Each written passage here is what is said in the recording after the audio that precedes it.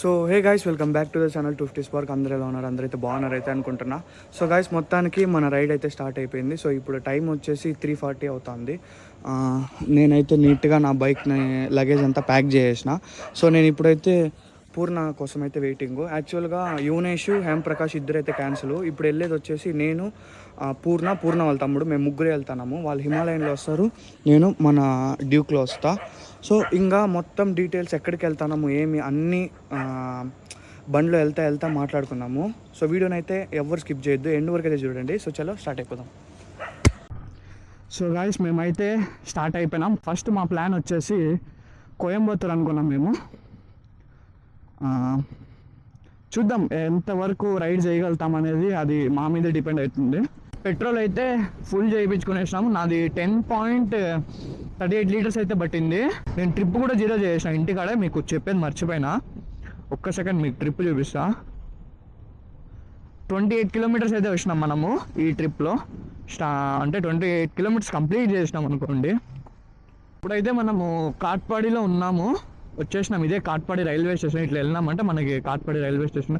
యాక్చువల్గా ఈడ వచ్చినామంటే ఎంత ట్రాఫిక్ ఉంటుందంటే, ఈడ నిజం చెప్తాను కదా, మేము ఈడ క్రాస్ చేసేదానికే మాకు దాదాపు 1 అవర్ అయిపోయి ఉంటుంది. 1 అవర్ 40 మినిట్స్ అయినా ఉంటుంది ఈజీగా.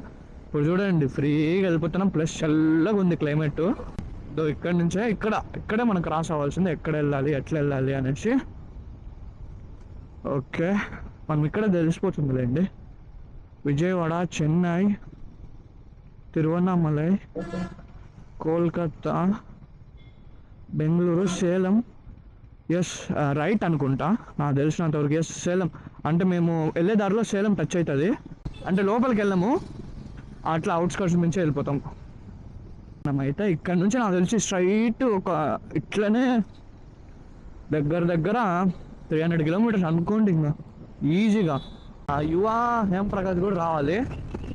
వాళ్ళు వచ్చింటే హిమాలయన్లో ఇంకా చాలా ఫన్గా ఉంటుంది. బట్ సడన్గా క్యాన్సిల్ అయిపోయింది ఇద్దరిది. వాళ్ళు వచ్చింటే నాకు తెలిసినంతవరకు ఇంకా బాగా ఎంజాయ్ చేసి ఉండొచ్చు మేము. ఒక్కసారి వ్యూ చూడండి, మొత్తం లైట్లు, ఎదురుగా కొండ. ఏమన్నా వ్యూ నా అసలు, సూపర్ వ్యూ. ఇప్పుడు వచ్చేసి మనం వచ్చేసి మిన్నూరులో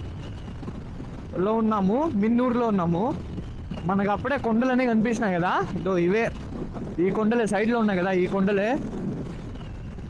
ఇక్కడి నుంచి చూసినామంటే అప్పుడే ఆ వ్యూ నుంచి చూసినారంటే ఎదురుగా ఉన్నట్టు వచ్చింది. బట్ ఇప్పుడు సైడ్లో ఈ కొండలే సూపర్గా ఉన్నాయి అసలు. సో గాయస్, ఇప్పుడైతే మేము ఒక 120 కిలోమీటర్స్ అయితే వచ్చినాము. ఇప్పుడైతే మేము ప్రజెంట్ కృష్ణగిరి దగ్గరలో ఉన్నాము. సో ఇప్పుడు కాఫీ బ్రేక్ అనేసి మొత్తం ఆపేసి నీట్గా బ్రేక్ అన్నీ తీసుకునేసినాము. ఇంకా తీసుకునేసినాక ఇంకా నెక్స్ట్ బ్రేక్ ఎక్కడంటే టిఫిన్ బ్రేక్ తర్వాత ఇంకా నాన్ స్టాప్ ఇంకా వెళ్ళిపోవడమే.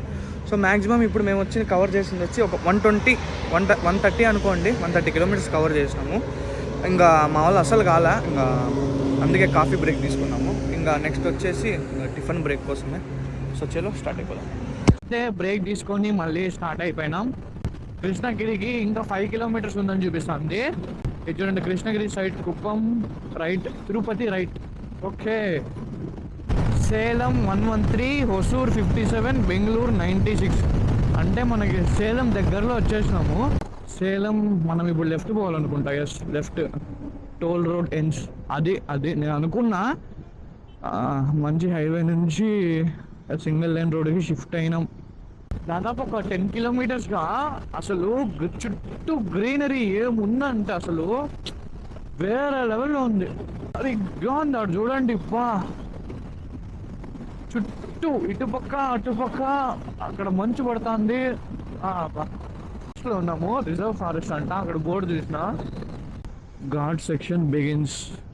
మనకి ఇదొకటి బైక్ అడ్వాంటేజ్. అబ్బా, సూపర్ వ్యూ అసలు. ఇందుకు పోలీసులు పాపం అదే పనిగా చెప్తున్నారు, ఘాట్ సెక్షన్లో స్లోగా వెళ్ళండి అనేసి. ఇదే రీజన్. సో గైస్, మాదైతే బ్రేక్ఫాస్ట్ కూడా అయిపోయింది. ఇంకా సేలంకి ఇక్కడ నుంచి 22 కిలోమీటర్స్ సంథింగ్ అయితే చూపిస్తుంది. మా వాళ్ళు అయితే రూమ్ ఎతుకుతున్నారు. అసలు ఏమైందో ఏమో, నాకైతే కరెక్ట్గా లేదు. మేమైతే ఐ మీన్ సేలం అవుట్స్కట్స్కి అయితే వచ్చేసినాము. అంటే సేలం లోపలికి వెళ్ళలేదు, అంటే అవుట్స్కట్స్ నుంచి వెళ్తాము, లోపలికి వెళ్ళలే. మేము ఇప్పుడు కోయంబత్తూర్ అనుకున్నాం కదా ప్లాను, సో అందుకే సేలము స్కిప్ చేసినాం. మేము అవుట్స్కట్స్ నుంచి అట్లా వెళ్ళిపోతున్నాం అంతే. ట్రాఫిక్ అయితే అవుట్స్కట్స్లోనే ఎంత ఉందంటే ఇంకా సిటీలో ఎంత ఉంటుందో నాకైతే అర్థం కదా. గాయస్ సేలం సిటీకి వెళ్ళాలంటే ఇట్లా వెళ్ళాలి కింద, ఈ బ్రిడ్జి కింద నుంచి వెళ్ళాలి. సో మనము సేలం సిటీకి వెళ్ళలే కాబట్టి ఇట్లా స్ట్రైట్గా వెళ్ళిపోతున్నాము.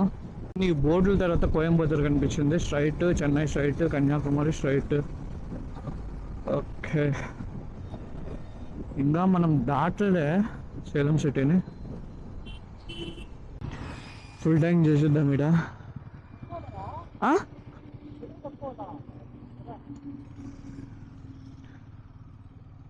ఇంకొక 2 పాయింట్స్ ఉంది అంతే, ఎక్కువ కూడా లేదు. పట్టుకునేద్దాం. ఇది మన సెకండ్ ఫ్యూయల్ స్టాప్ ఇది. ఓకే, 1 నా ఫుల్ ట్యాంక్ నా.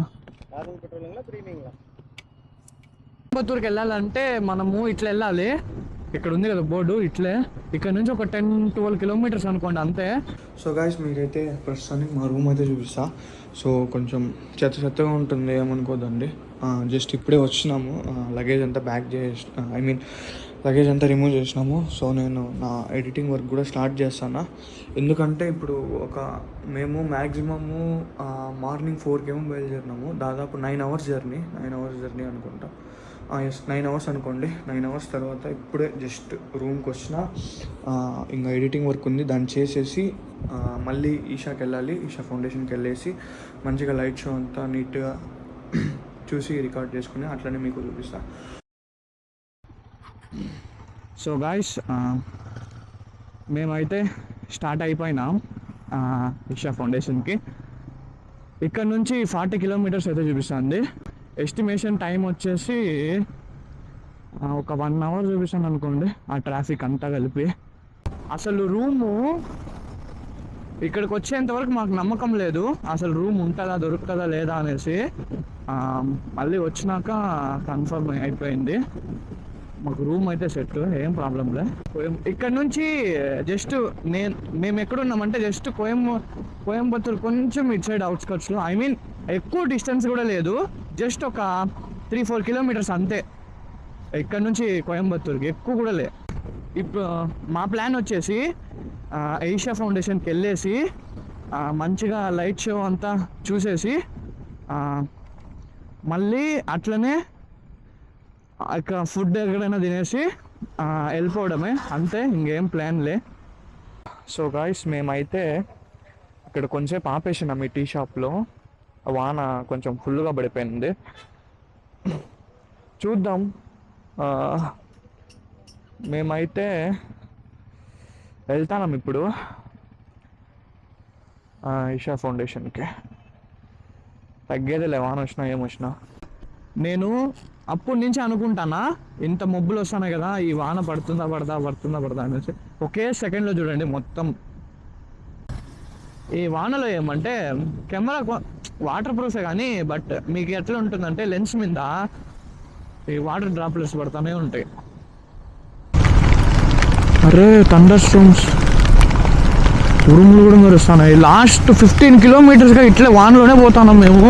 అరే మొత్తం అయిపోయింది సీన్, ఇంకా చాలా గట్టిగా పడుతుంది. ఎక్కడైనా ఆపేస్తేనే బాగుంటుంది. నీళ్ళు అక్కడ ఎంత హైట్ వస్తున్నాయంటే అసలు